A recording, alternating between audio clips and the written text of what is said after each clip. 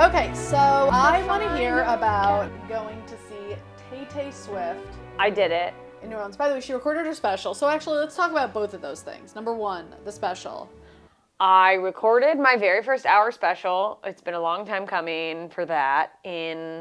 What's crazy is that it's a thing I've been wanting to do for a while, but definitely the last 3 years I've been like, I got to figure I should do that. It's been on my at the beginning of the year I'll put it on my goal list. And then in April, me and my friend Steph Cuesta, who does my hair and is on the kickball team that you were on, she's a mutual friend, and Irene too, another really funny comedian, in a group text, we're like, should we go to New Orleans for Taylor Swift? Because we're all Swifties. And then what became my special started as me just trying to book a show so I could write off the Taylor Swift concert trip. Oh, that's kind of brilliant.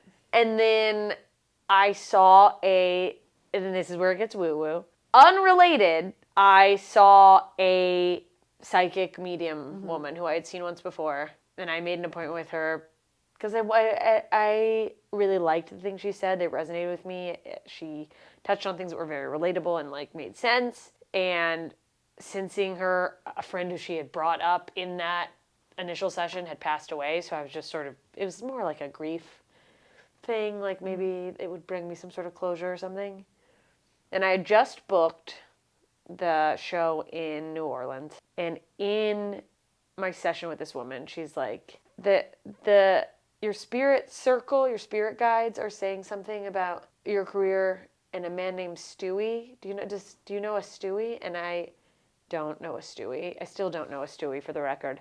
But Nate, who books my touring, had just booked this show in New Orleans through a guy named Stu. So I was like, there's this guy in New Orleans named Stu. And she's like, yeah, they call him Stewie. Do they?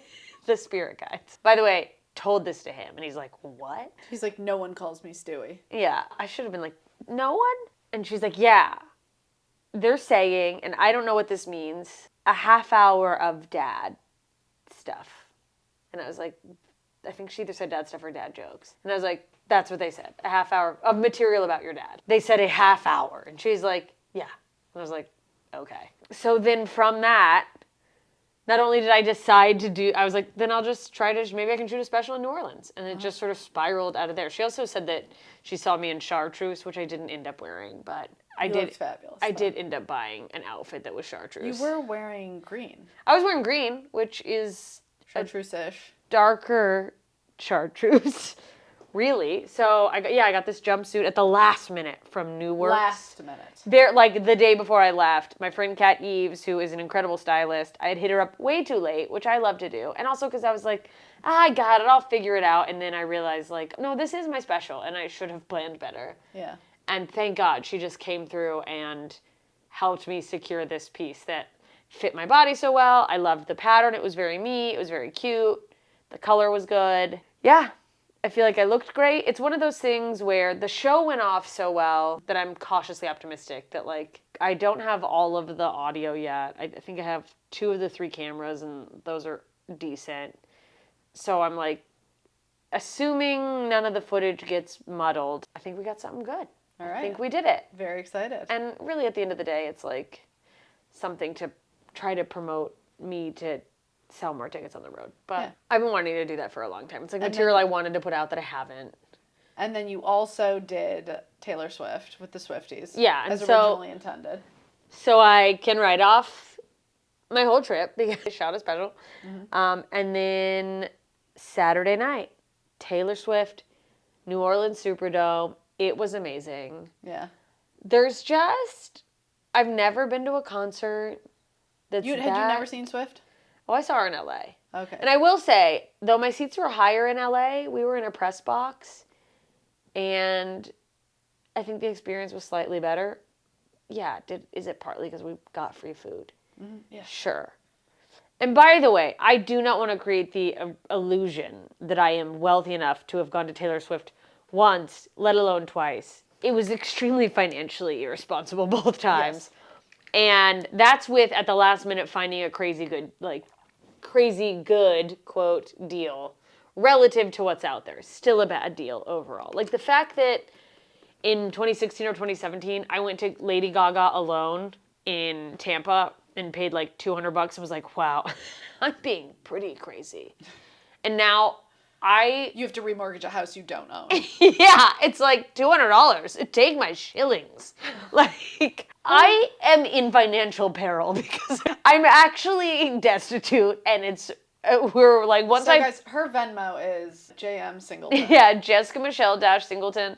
Literally, send me money. If you send me over, you'll get a special thanks in my special. Yeah, you'll get do it. If you send over $1,000, you'll get a producer's credit. And send one to me. Send Nicole, Amy. I have to pay for my dog because he's sick, and she has to pay for a dog too. And very bougie. He's very. He doesn't even use subcutaneous fluids. He drinks it out of a martini. He drinks glass. Dom Perignon. Yeah, but I mean, the outfit changes she does. What do you like so much about Taylor Swift? I have loved Taylor Swift since she first. I'm sorry. I should have made you put that on whatever it's called. Do Not Disturb. But I have loved her since her first album came out, her country album, 2006. She writes songs that I just relate to. She's a great storyteller with her songs. I love a story in a song. That's why I like country music.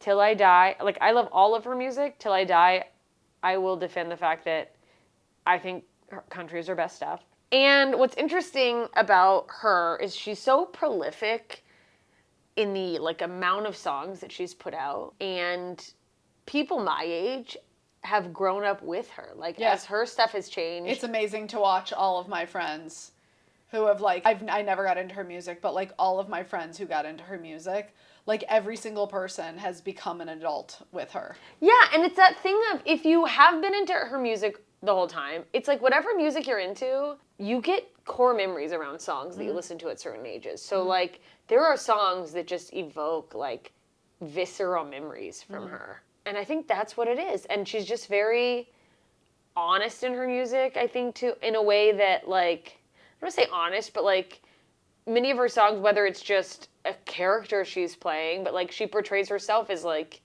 quote-unquote ugly. Here's kind of, the things about me that I don't love, and, that I wish I hadn't done. Or, sometimes she's just really scathing or bitchy or whatever, and it's just, I don't know, refreshing to see imperfection in someone who's in sort of, the lane of pop, where I think there was a long time in my young adulthood, in the 2010s, there was this sort of unapologetic, yes queen, bad bitch era of people, I will go out on a limb and say, lying about how confident they are. I don't believe that anyone is fucking, I'm hot, and I don't believe anyone who grew up at the same time we did is actually so secure they can't be shook. Yeah. And there was this just group of people that put out this image of unshakable confidence, bad bitch, and she never did that. Yeah.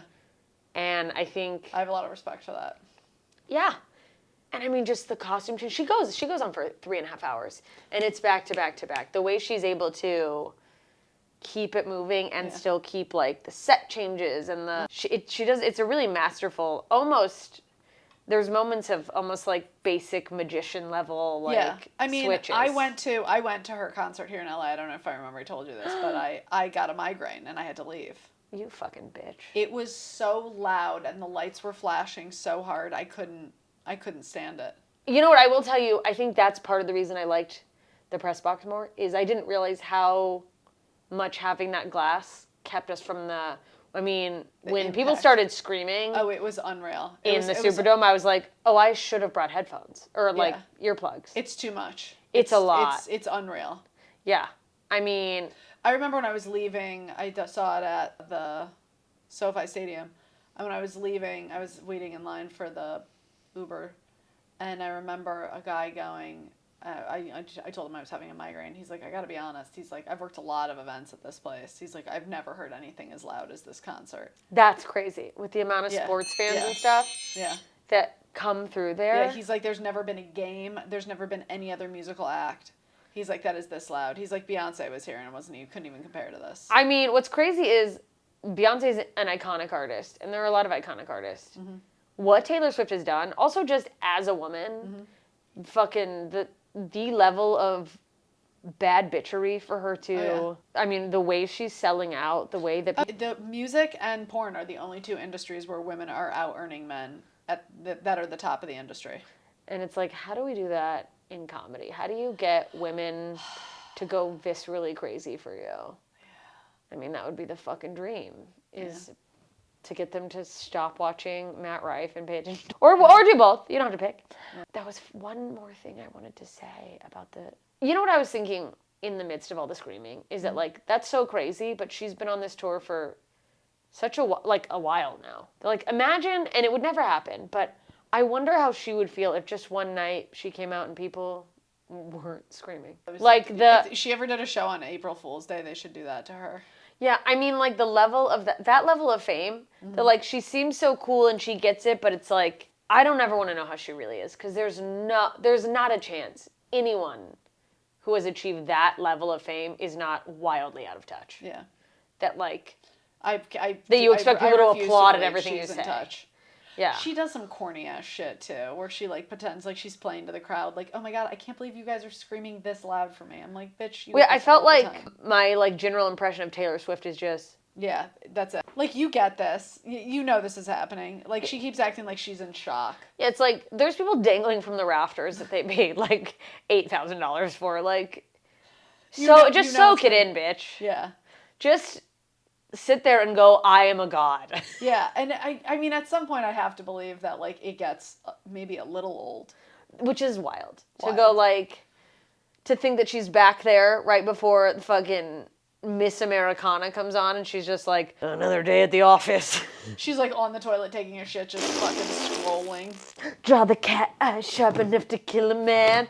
All right, anyway, guys, let's get to the book. Well, it's the final countdown. We're here, you guys. We've made the last 5 chapters.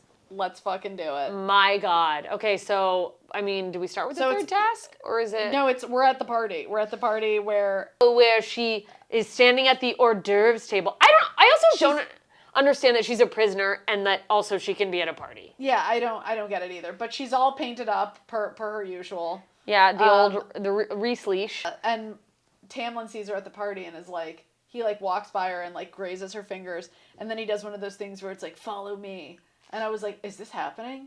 And then they go into this like back area. Is it a broom closet? Like, what is this place? Let's see. He leads her to a dark room where they kiss and start tearing each other's clothes off. And then Rhysand comes in and is like, what are you fucking rookies doing? He's like, really? Just walks in, voyeur. By the way, doesn't open the door, comes through the wall, because he's fucking Rhysand. He's a G. And he's like, do you guys have any idea how bad it would be if Amarantha would have caught you? He's like, Tamlin, put your clothes on. I didn't remember that he did this, but he made the paint disappear from Tamlin's clothes and hands. Yeah, which is so like... So it was still missing from Feyre's body, but he took it off of... So Tamlin was fully clean, so there was no evidence that he had been fucking around with Feyre. Yeah. Which means that he could have just repaired it off her. Feyre's. Too. Yeah. He could have fixed everything. So completely. The fact that, because later, seconds later, yeah, Tamlin comes back with, like, Amarantha comes back with Tamlin, and like, Rhysand was making out with Feyre. Rhysand looks at the door and then starts making out with her, which, come to find out a little later, she's like, oh, I think, you know, he was trying to protect me because she would have seen the paint gone. But then it's kind of like, dude, you just were like, I better get in there. Like, I mean, he wanted to get a little taste of the Fey. I mean, yeah, but that's fucking wild. And she wanted it too. Did she at this point? I think so. I mean, come on, it's toxic shit at this point. She's into it. Yeah, I guess. Could you imagine all of a sudden you're like getting it on with your dude, you're all horned up, and then another dude wants to get all horned up with you? I mean, you'd kind of be like, no, but yes. I mean, just immediately like, all right, you'll do. Yeah, I get. I mean, she's what, 19? Yeah, if I was 35, I'd be like, just get something in me. But like, I don't know. So he's now covered in the paint. So what Tamlin in theory sees is like, she just immediately started doing that. Yeah. But anyway, so he sends her back to the cell, and then a couple hours later, Rhysand goes into her cell, and this is how I'm picturing it, where he's like, man, it is just so hard out there. And she's like, what are you doing here? He's like, I just need someone to talk to. I just need to be somewhere. I need some peace and quiet. And you're like, go to your luxury room that I had to clean lentils out of the fucking stove for, or whatever. He's like, I want some peace and quiet. You're the only person I can talk to without it being risky. And she's just like, shut the fuck up, dude. Yeah, I'm in a cell. And then he's like, hey, by the way, if you fail tomorrow, we're all doomed. Yeah, so no pressure. Don't fail. Our future is in your hands. And then he's like, listen, he's like, if you win, or if you get the riddle, he's like, Tamlin will immediately destroy Amaranth. Yeah. And the second it's lifted. And I'm like, man, that's so fucking hot. I'm so into that. I'm so into the idea that all of a sudden it's just like the curse drops and all of a sudden fucked. She's fucked. Yeah. But I just want to see, now at this point, I'm like, I really just want to see Tamlin at full power. Yeah, because like, we haven't seen it. Talks about it. I mean, the way he talks about it and the way they talk about Rhysand at full power. Yeah. Like, but Tamlin feels like more of like, because he has pure he becomes animal. a wolf or whatever it is that he becomes, an animal, a beast. Something of a beast. Something like, about it seems know, more like how beasty he can be, and so I want to see like him at his best beast. His best beast, the beast of beasts. And he's like, Rhysand's like, that's one of the reasons I'm like really fucking fueling him up and getting him mad, because by the time that curse drops, Tamlin's gonna be just firing on all. Yeah, cylinders. but then didn't he also say the reason I'm kind of being helpful to you is so that he keeps that in mind? Yeah. And he's also like, one of the reasons why I never touch any part of your body, the only place you'll see that I've touched you is on your arms. He's like, so Rhysand knows that, so Tamlin knows that I'm not like really fucking you. Yeah, so he can like keep that in mind. He's claiming his innocence. It's He like, also tells Feyre that Amaranth targeted him because his father killed Tamlin's father and brothers. Which I'm like, I don't understand why that's pertinent. Yeah, because he goes like, I basically like in the son of the murders of, he referred to Tamlin as Amaranth's friend. That was what was weird in the writing to me. And it's like, but didn't Tamlin not like his brothers and father anyway? Didn't they make it seem like because of how they treated humans, he was kind of over them? I don't know. That part was weird to me, but he also does make a joke about like, well, I think it's pretty obvious why she chose me to be her whore. I mean, look at me. And the utter arrogance of that. Anyways, that whole thing was confusing to me. Anyway, chapter 43, it's the third and final challenge. Bum, bum, bum.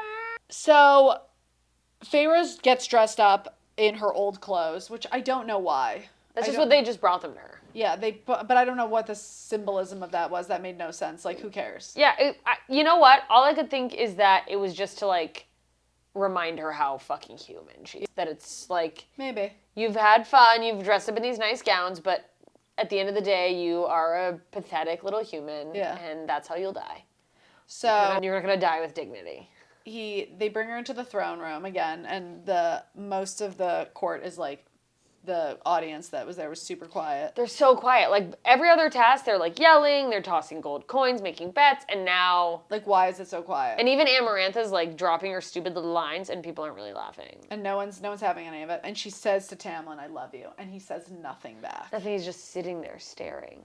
And she's like, "What the fuck?" Just catatonic. Okay, so since she hasn't solved the riddle, she's forced to begin, and the guards bring out 3 fairies, and they have sacks over their head. Like potato sacks, not like sacks. nuts. Oh my god, that would be so great. Just and they had giant nut tea bags. They're like, oh man, I got scrub in my eye.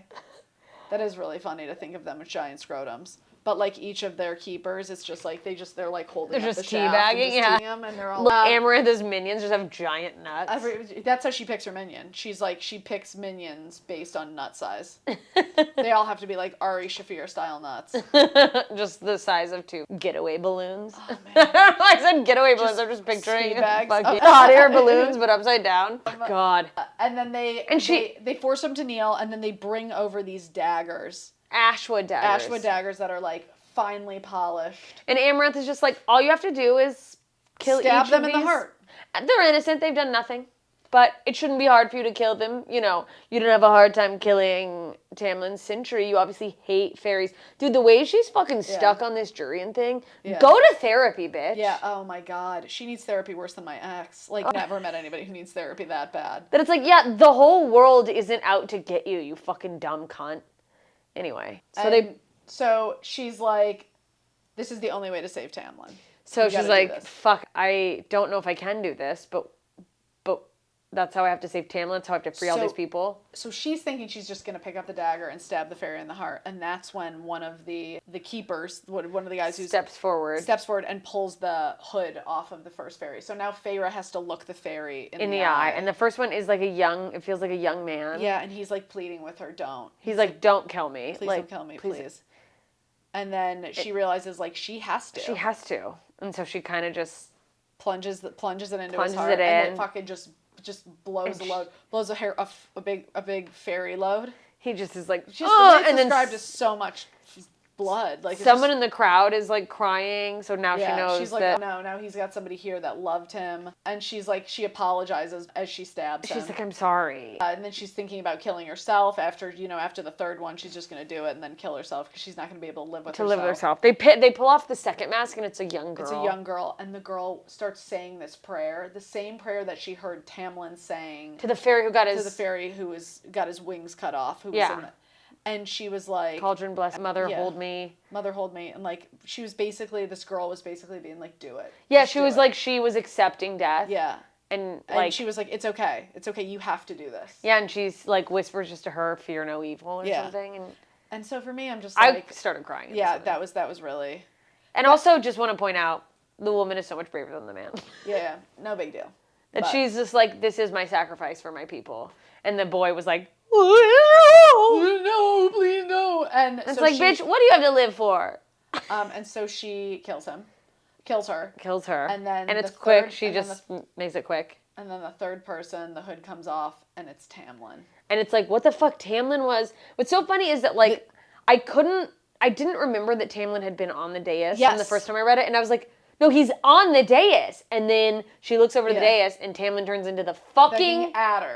Yeah. So now she's like, what am I going to do? I can't kill Tamlin. Yeah, I have to. And then she starts doing like mental gymnastics. Or she's remembering she's like, Alice said that like the information was there. It's been revealed. And she realizes a few things. So here's one thing she realizes is that Amarantha is in love with Tamlin, and she wouldn't want Tamlin to be killed. Yeah, she's like, okay, obviously this whole thing is about how you want Tamlin to love you. You wouldn't either there's something I don't know, or I'm not understanding, or you're playing a real dangerous fucking game. And so then she remembers all of the different conversations that she had overheard, and it was like they were specifically trying to get her to overhear these conversations when she was back at the Spring Court. Yeah, she thought she was like being sneaky eavesdropping, and now she's realizing he intentionally left a door open. He hid me, but I could still hear. And she remembers Lucian saying to Tamlin, something about for a guy with a heart of stone. You're pretty soft these days. You're getting soft. And then also the adder said something about,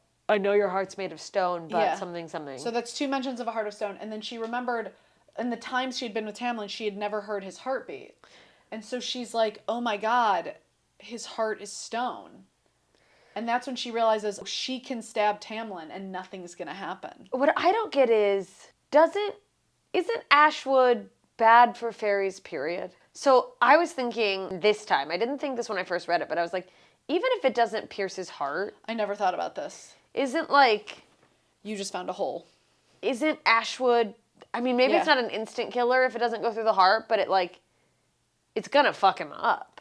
Yeah. Oh, I think that's why it was. Is that why it's taking so long to heal? It took a long while to heal. So after she stabbed him, it took a moment for it to heal. Because I was like, Feyre knows. No, there's no mention of it. So, anyways, she just fucking stabs him in his chest, and it just goes bink. But also, like, to me, I wouldn't trust she literally in there goes like, and I knew I could trust myself more than anything. But I don't remember the heartbeat of every man. Like, I'm not like, I never heard his heartbeat. Were you listening for his heartbeat? What are you, a cardiologist? Laying against his chest, trying to find a rhythm? I miss laying on a man's chest, listening to his heart. Slowly stop as I smother him beneath a pillow. What? I'm so lonely. Anyway, the final chapter. Men's hearts are not. They're not. No, this is the final chapter. It's chapter 44. It's this. It's that's two. There's. We've got more. We've got 44, 45, 46. Okay, so Tamlin cries out. Blood gushes everywhere. But he doesn't die. Hits the heart. He doesn't die. Rhysand smiles, and Amarantha's face is just ghostly white. So, Amarantha, that sneaky bitch, was like, well, if you would have gotten the riddle right, I would have freed you immediately. Which, so But you the probably rules for the riddle, assumed. you probably assumed that it was the same thing for if you solved the tasks. But I said I would free them. I didn't say When. I'll do it after you're dead. So people are kind of pissed because they're like, even people in the court who are like, hey, bitch, They're like, hey, you what the said fuck? you would. And then immediately starts torturing. And like basically like slowly killing Feyre. Just and, like breaking striking her, her with lightning, breaking her, like bringing her up in the air with magic and just dropping her. And she keeps saying, well, just tell Tamlin you don't love him. Deny your love for She's Tamlin. so fucking psychotic. Just admit you don't really love him. All you have to do is just say you don't love him. It's like, let go, bitch. Oh, she's so unwell. She's so unwell. This woman needs CBT and she needs EMDR. Yeah, she really like. She needs ayahuasca. You know what? I should bring her to the next ceremony.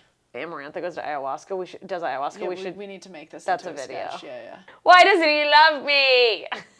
This is really funny. We need to do this. Yeah, let's definitely. Anyway, so at that I'll be point, the adder. Rhysand lunges for Amarantha to get her to stop. But she makes him look like a bitch. Yeah, and then she fucking repels him. Feyre's begging Amarantha to stop. And she's like, well, deny your love. And Feyre's like, that's not. Okay, minor technical difficulty, but Amarantha is just literally breaking. She's killing Feyre. Mm-hmm. And just being like, admit you don't love him. And what's crazy is the amount of, like, there was like 1 or 2, maybe 3 times where Rhysand yells out Feyre's name. Yeah, and he's like really upset. Yeah, he's like, Feyre! And she is refusing to say that she doesn't love Tamlin, and then Tamlin starts begging Amarantha to stop. Please stop. And so while she's sitting there writhing in pain, Feyre's like, all right, maybe I can figure out the riddle. Yeah, she just starts like thinking of the riddle as she starts dying. And she starts thinking about Tamlin, and she starts thinking about her life under the mountain, and she starts thinking about her sisters. And everything. And she realizes the answers. She's playing chunks of the riddle again in her head, and she's like, oh my God. The answer to the riddle is love. So she just goes, love. That's the answer to the riddle. And then at that moment, Tamlin's eyes just shoot open. Curse broken. And then she feels her spine crack. Yeah, she dies. Yep. But then she can also see what's going on. And then all of a sudden she starts seeing everything from, by the way, we're now in chapter 45 if you're keeping track. From someone else's eyes. She starts seeing it from someone else's eyes, and she realizes she's seeing herself through Rhysand, which is crazy. For some fucking reason. And she sees Tamlin. Tamlin goes straight for Amarantha. I mean, he goes like full beast immediately. And Lucian's mask comes off, and he has like a scarred face. It's still beautiful, but scarred. Yeah. And then Lucian is just crying, and Tamlin just springs for Amarantha and just literally rips her throat out. Rips her throat out. Oh, I love this. I love the image of Lucian grabbing a sword, chucking it to him. Tamlin grabs the sword, just jams it through her face, and then bites down and rips her whole throat out. Yeah, because there's just that 1 second, that classic villain moment, and she's like, let's talk about this. You know, she's like, no. This can be rational. We can find a solution. Yeah, and then, sorry, I'm making sure I plugged the sound back in. And there is no solution, just fucking death. And so now the adder and some of her guards are like trying to protect her. They're trying to help her, but most of them flee. Like they just puss out and they're like, time to scram. And she sees Tamlin just go full beast, and then like sees through Rhysand's eyes Tamlin come over to her and is holding her. Yeah. And then Tamlin takes her in his arms. And then at that point, I'm going to read this because this was like really like, it was so interesting because I didn't remember this, but all of a sudden, all of the High Lords start coming over, and I'm thinking they're gonna like pay their condolences, but the Autumn Court, the Summer Court, or Winter the Court. Autumn Court, the Winter Court, like all the different courts, they all come over and they also like start dropping like little balls of light onto her. Yeah, like little bits of their own magic. Yeah. And they put it onto her chest, and then Rhysand as well comes over and he gives this like gift of light to Feyre, and then finally Tamlin like picks up a ball of light in his hand and he like puts the final ball of light to her chest. Yeah, and apparently this is a thing that is very rarely done. Yeah, Rhysand approaches. Nothing that the High Lords have noting that the High Lords have given a gift they've shared with few others before. Yeah. And so it's like, because of what she did about breaking this curse. She broke the curse, she freed everybody. Yeah. So everybody owes her the highest debt of gratitude, which is a piece of themselves. And so they each gave her a piece of themselves, I guess a piece of their magic. Yeah. Which is in future books, you come to see why this is significant. Because for this, I'm just like, oh, they're like just bringing her back to life. Yeah, resuscitation. Yeah. And but later it does. Really, like, you see the gravity of, like, why this matters. Yeah. And it comes to life. And now she's back in her own eyes. She's no longer seeing herself through Rhysand. But everything feels so bright and so loud. And, like, she's like, my skin is so glowy. And she realizes that she is now high fae. Which is, like, crazy to go. Talk about rags to riches. I mean, my God, yeah, you're a crusty human. I just died and woke up and now you're fucking... And now you have flawless skin forever. Yeah. Now you're going to look 20 when you're 500 years old. Fuck you. And Tamlin explains to her that the only way to save her was this, but Amarantha is now dead, and she is the one who broke the curse.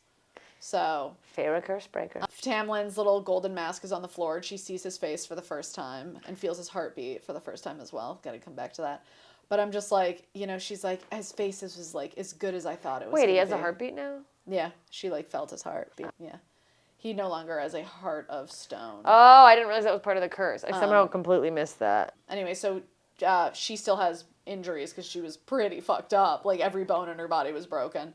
And yeah, so they're like, we did the most we could. Yeah, and so Tamlin's like, I'll fix you up some more. If she had seen his face and been like... Yeah, she was like, I know I said I loved you, but I didn't know you had that wonky eye. Oh, God, I mean, one of your eyebrows sits way lower than the other. You're a little asymmetrical. By the way, everybody Splitsville. The Adder left, Lucian's brothers left, all the nasty fairies, I'm assuming the ones that were cheering, and Rhysand disappeared.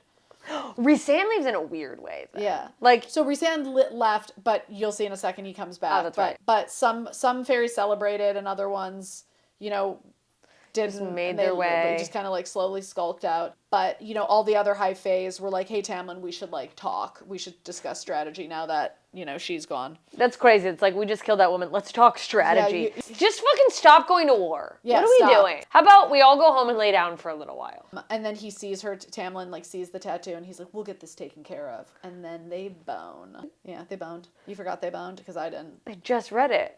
He kisses her and they made love. Oh, that's right. And it wasn't like before. The aggressive love. It wasn't like when they were in the throne room. This was like soft, sweet, sensual love. It was like real love. Yeah, real love. And then while they're sleeping, this force pulls Feyre. Oh, she's like woken up out of her sleep. That's right. Sandy's on the balcony and he's like, I came to say goodbye. And Feyre asks him a question, why? Like, why did you help me? Yeah. And he's like, I wanted to be remembered in history as not only helping you, but I also didn't want you to fight or die alone. Yeah, just like she had said to the blue fairy. Like, he's like, I didn't want you to be alone. But also, like, when my kids hear this story, I want them to know that I was actually on the right. I don't want them to just hear the whore thing. But then he has a moment right before he leaves where he, like... Well, no. He goes, what's it like being high fae? And she's like, I still have a human heart. And as he's about to leave, there's something about her face that, like, shocks him. And he has this moment where he's like, fuck. And then he just leaves. And she's like, wait, what? What just happened? Yeah, which, like, reading this initially, and I won't say much, but, like, I really thought that there was going to be, like, someone behind her. Yeah, I thought there was, like, I was like, wait, was he a bad guy this whole time? And he realized he wants to be a good guy? Like, what was it? I didn't remember it being, but now that I know why he did what he did, I don't know, it's so weird. Guys, the next book is just on another level. Yeah. And I cannot wait for the next book. Listen, we mentioned this briefly before, but I think we're going to do less like plot point by plot point breakdowns. We're going to do bigger chunks. Mm-hmm. Bigger chunks. Probably like strokes. 11 chapters-ish, broad strokes, and just talk about the meat of things, talk about the characters, make fun of the shit that we think is ridiculous. Because that's our sweet spot. We're not giving you the analytical stuff that, you crave from someone doing that. So and frankly, it's just so hard to stop reading. It really is. For 3 and 4 chapters. Like when as soon as I finished this last chapter, I was like, we got to keep going. The rest of what happens, the big cliffhanger is they like shut down the whole mountain. They like destroy everything. but off of Amarantha's body, the bone and the ring were missing. We're missing. Jurian is the nowhere adder to was be. gone. Yeah, the adder's, who the fuck knows where? Does he have the ring? Where's Jurian's eyeball? And they block off the whole entrance, and they go back to the spring court, and they see Alice and her boys, and everybody's safe, and it's just a very, like, happily ever after. Although Feyre was just like, well, I did just kill 2 fairies, so I'm having a little bit of mental trauma. She's like, that will haunt me forever, but, you know, at least everyone's free. I mean, here's what's crazy. It's gonna haunt her forever, and she gets forever. Yeah. Which, like, there's part of me that wishes I had known about this book when it came out. Like, before I knew if there was going to be other books. Yeah. Because, like, what a the difference in going, I guess that's the story, versus, like, what happens next? Because you know there's another book, is just such a wild feeling. But what year did this book come out? I don't know. I think it came out, like, a while ago. What year did The Court of Thorns and Roses come out? It might be over 10 years old. 2015. Almost 10 years old. Almost 10 years old. Crazy. And now, I mean, it has just reached unbelievable level. I mean, that's inspirational to think that you could put something out, and it's just, like, something to take with you if you're a creative, I think. That, like, you could put something out, and it's just out there. Yeah. And you're like, all right, well, on to the next thing. Let me write the next one because I love this. Yeah. And nobody really notices it, and then 5, 6, 7 years later, 8 years later, people, like... It gets in the hands of someone who can't shut the fuck up about it, and now all of a sudden, you're maybe the biggest author in the world. I mean, she is the biggest author in the world. That's crazy. She's replaced J.K. Rowling as, like, the person people talk about the most, at least in the shit I see.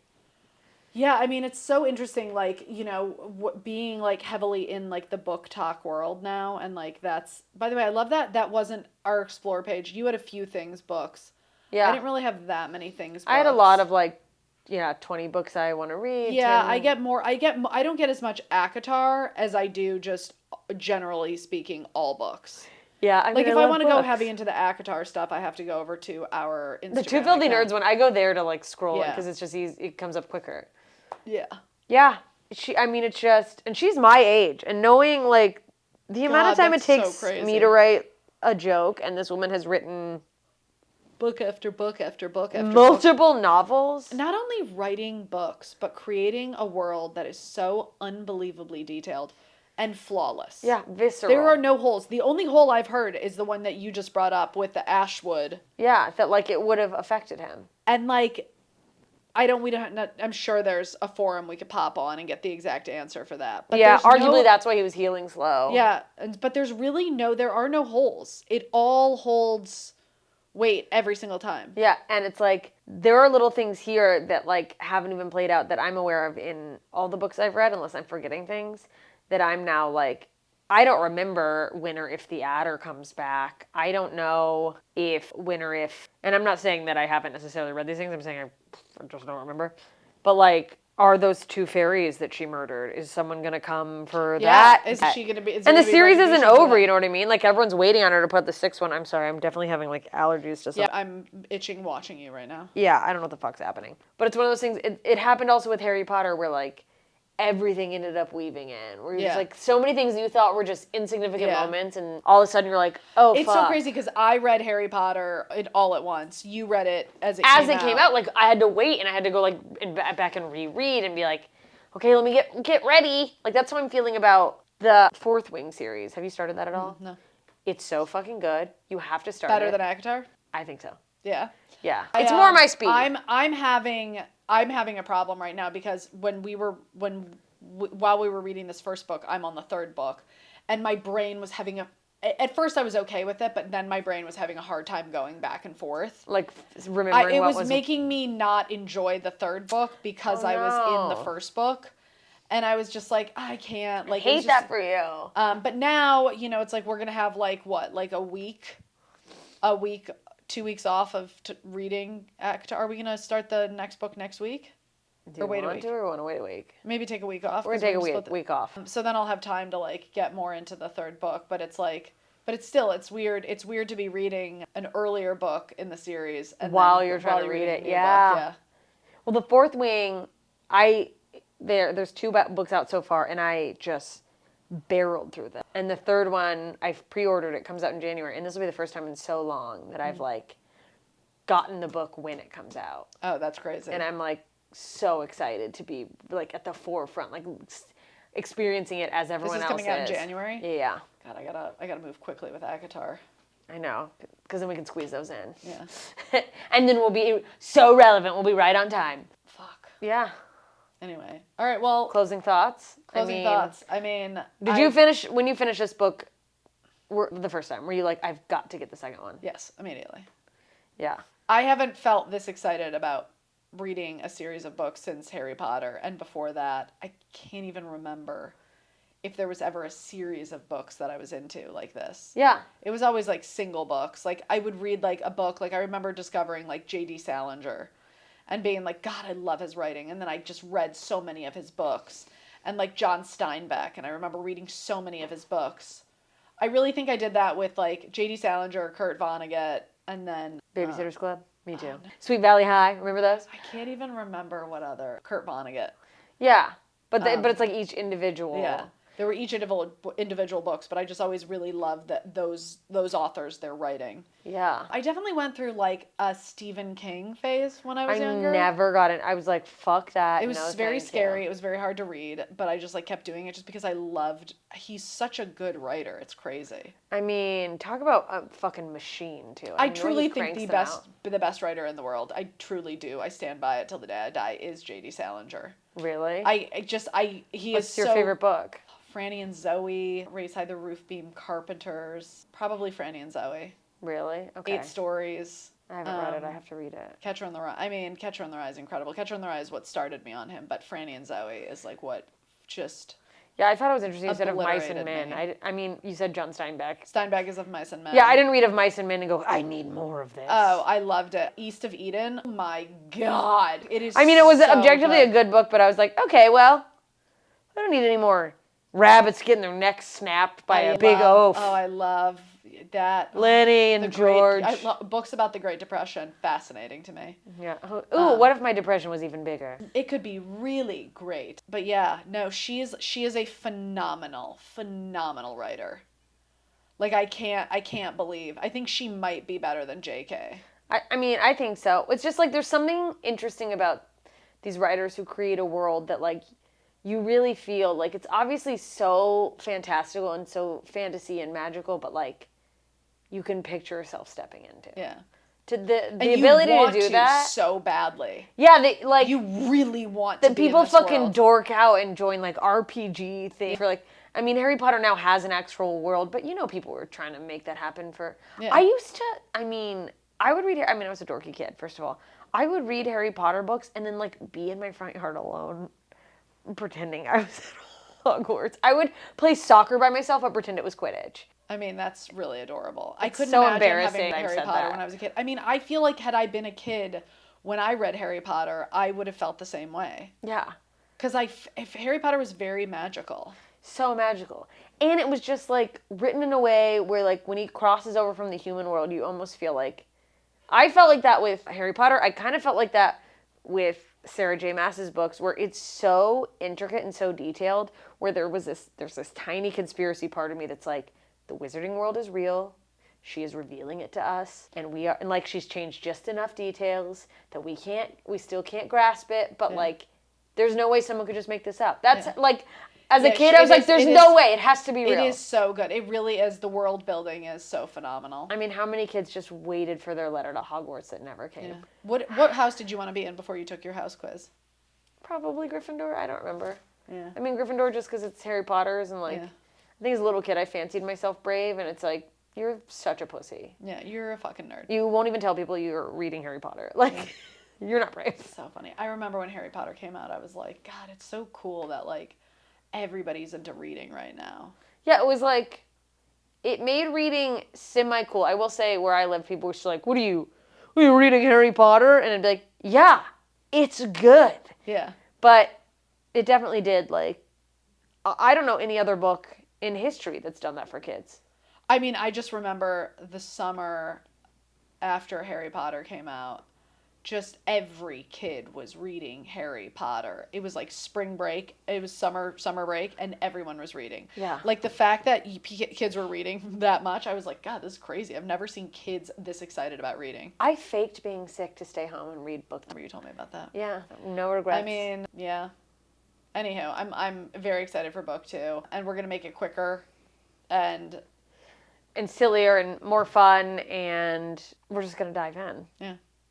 And by the time we come back, America may be in flames. Yeah. But our podcast will continue. Yeah. And we're going to make jokes, not about politics. Because fuck that. We could have a woman president by the next time we podcast. And there's nothing funny about that. Godspeed, please, for the love of God, please. Oh my God. Please, God, save our uteruses. Okay, bye. Bye. This has been another delightful episode of Two Filthy Nerds. If you enjoyed the podcast, please subscribe wherever you're listening or watching and leave us a nice rating or review. To see fun clips and interact with us, please follow the podcast on Instagram at Two Filthy Nerds, and you can follow the hosts at Nicole Amy and JMS Comedy. Thanks for listening, nerds. See you out there.